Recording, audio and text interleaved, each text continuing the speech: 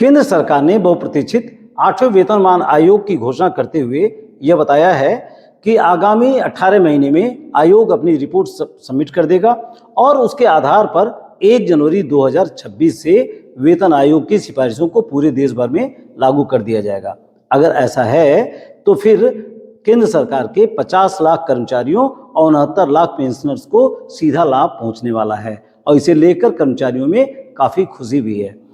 यहाँ यह समझ लेते हैं कि यह आयोग किस रूप में काम करेगा, इसके सामने चुनौतियाँ क्या हैं और इसकी संरचना क्या है। आयोग में 3 सदस्य रखे गए हैं। इसके अध्यक्ष बनाई गई हैं सुप्रीम कोर्ट की पूर्व जज रंजना प्रकाश देसाई और इसके 2 मेंबर भी हैं। एक पार्ट टाइम मेंबर हैं जिनका नाम है पुलक घोष, ये IIM बंगलौर में प्रोफेसर हैं। दूसरे जो मेंबर बनाए गए हैं जिसको मेंबर सेक्रेटरी कहते हैं वो हैं पंकज जैन, ये पेट्रोलियम मंत्रालय में सेक्रेटरी हैं।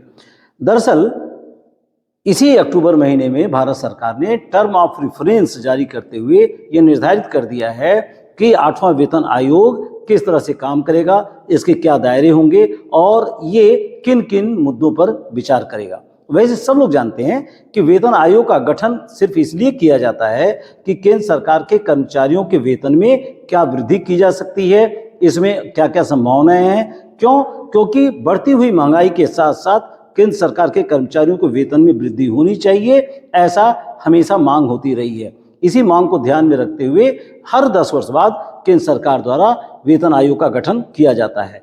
प्रथम वेतन आयोग का गठन 1947 में हुआ था। जुलाई 1947 से प्रथम वेतन आयोग की सिफारिशों को लागू कर दिया गया था। पिछला वेतन आयोग यानी 7वां वेतन आयोग 2016 में लागू हुआ था, 1 जनवरी 2016 से। अब 8वां वेतन आयोग का गठन किया गया है और उम्मीद की जाती है कि 1 जनवरी 2026 से इसकी सिफारिशों को लागू माना जाएगा। अब कुछ लोगों के मन में यह सवाल उठ सकता है कि आयोग यदि 18 महीने बाद अपनी रिपोर्ट प्रस्तुत करेगा तो उसकी सिफारिशों को 1 जनवरी 2026 से भला कैसे लागू किया जा सकता है। यानी रिपोर्ट जारी हो रही है मई या जून 2026 में, उसे लागू करने की घोषणा सरकार कर रही है 1 जनवरी 2026 से, तो ये कैसे संभव है, ऐसा सवाल उठ रहा है। तो यहाँ मैं स्पष्ट कर दूं कि हर बार ऐसा होता है कि सरकार वेतन आयोग को अंतिम रूप से भले ही विलंब से जारी करे, लेकिन उसे लागू किया जाता है पिछले कुछ माह पूर्व से।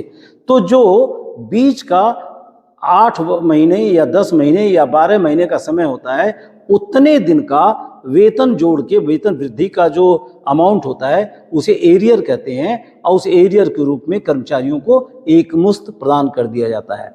तो कर्मचारियों को एक बड़ा अमाउंट एरियर के रूप में मिलता है। बहरहाल हम आगे बढ़ते हैं। अब एक मुद्दा यहाँ और भी है कि 8वें वेतन आयोग को अध्ययन करते वक्त किन किन मुद्दों पर बात करनी है और भारत सरकार ने टर्म ऑफ रेफरेंस जारी करते हुए एक दायरा निश्चित किया है जिसके अंतर्गत आयोग को कार्य करना है। यह दायरा क्या है? दरअसल टर्म ऑफ रेफरेंस जारी करते समय भारत सरकार ने वेतन आयोग के सामने कुछ बिंदुओं को प्रस्तुत किया है जिसके दायरे में रहकर ही आयोग को अपना काम करना है।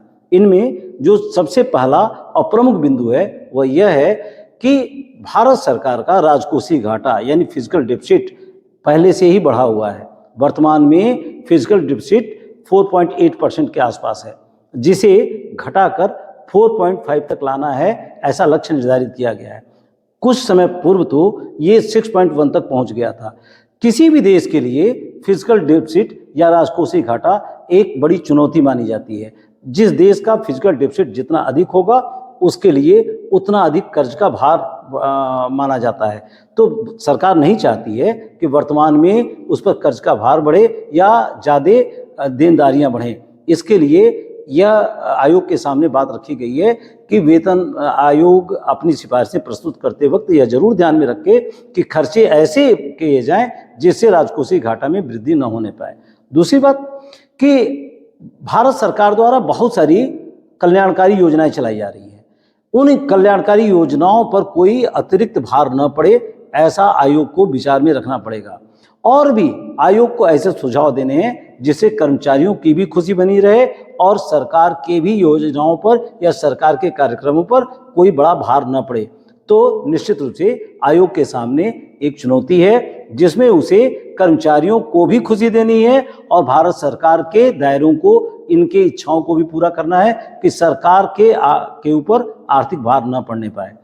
अब थोड़ी सी चर्चा कर लेते हैं केंद्र सरकार के कर्मचारियों और उनके संगठनों द्वारा लगाए जा रहे अनुमानों का। यह संगठन और केंद्र सरकार के कर्मचारी तरह तरह का अनुमान लगा रहे हैं कि 8वें वेतनमान आयोग की सिफारिशें लागू होने के बाद उनके वेतन में कितनी वृद्धि होगी। यह स्वाभाविक भी है।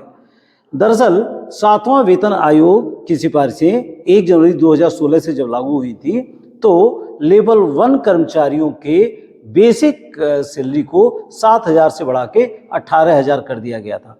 उसके बाद डीए होता है, एक शब्द होता है फिटमेंट फैक्टर। ये क्या होता है? बेसिक सैलरी को इस फिटमेंट फैक्टर से मल्टीप्लाई कर दिया जाता है, गुणा कर दिया जाता है, और उसके बाद जो अंक आता है वो माना जाता है कि मिनिमम वृद्धि वेतन में उतनी होती है। तो पिछली बार फिटमेंट फैक्टर 2.57% था, यानी यदि अगर 7,000 रुपये किसी की बेसिक सैलरी हो तो उसको मल्टीप्लाई कर दिया जाता है 2.57 से, और उसके बाद बेसिक सैलरी के बाद बाकी तमाम भत्ते वगैरह जुड़ जाते हैं और उसके बाद सैलरी बढ़ जाती है। माना जा रहा है कि इस बार भी फिटमेंट फैक्टर लगभग इसी के आसपास होगा, 2.57 या 2.47, कुछ ऐसा ही होने वाला है। अगर ऐसा होता है तो तमाम विशेषज्ञों का मानना है कि लेवल 1 एम्प्लॉइज का वेतन मिनिमम 45,000 के आसपास हो जाएगा। अगर ऐसा होता है तो सोचिए कि केंद्रीय कर्मचारियों के लिए कितना बड़ा भला होगा। इसी अनुपात में लेवल 2, लेवल 3, लेवल 4, लेवल 5 कर्मचारियों को वेतन में वृद्धि होगी। तो माना जा रहा है कि केंद्रीय कर्मचारियों के लिए एक अच्छी खबर आने वाली है, लेकिन इसका असर प्रदेश के कर्मचारियों पर क्या पड़ेगा, या पीएसयू जो सरकारी कंपनियां हैं उनके कर्मचारियों अधिकारियों पर इसका क्या इम्पैक्ट पड़ेगा? जी हाँ, बड़ा असर पड़ेगा। दरअसल होता यह आया है कि जैसे ही केंद्र सरकार अपने कर्मचारियों के वेतन भत्ते में वृद्धि करती है, वैसे ही प्रदेश सरकार के कर्मचारी अधिकारी भी इसके लिए या तो आंदोलन शुरू कर देते हैं, या तो प्रदेश सरकारें इसे पहले से ही अनुमान लगाकर उनके वेतन भत्ते में वृद्धि कर देती हैं। पीएसयू में भी ऐसा ही होता है। जो केंद्र सरकार की सार्वजनिक क्षेत्र की कंपनियां होती हैं, उनके अधिकारियों कर्मचारियों के वेतन में भी उसी अनुपात में वृद्धि कर दी जाती है जो वेतन आयोग की सिफारिशें होती हैं।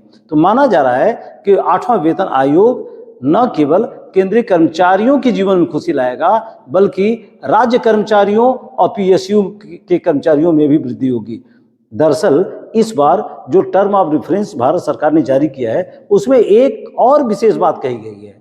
वो बात ये कही गई है कि 8वां वेतन आयोग जब भी अपने अध्ययन को आगे बढ़ाए तो उसमें इस बात को जरूर ध्यान में रखा जाए कि प्राइवेट कंपनियों में कर्मचारियों अधिकारियों को जो वेतन दिए जाते हैं, जो सुविधाएं दी जाती हैं, उसे भी ध्यान में रखा जाए और उसके आधार पर ही रिपोर्ट तैयार की जाए। निश्चित रूप से सरकार के लिए यह एक अच्छा प्रस्ताव होगा, कर्मचारियों के लिए, अपने केंद्रीय कर्मचारियों के लिए, कि वह सारी सुविधाएं अपने कर्मचारियों को देना चाहती है जो प्राइवेट कंपनियां अपने कर्मचारियों को देती हैं। निश्चित रूप से इसका स्वागत किया जाना चाहिए।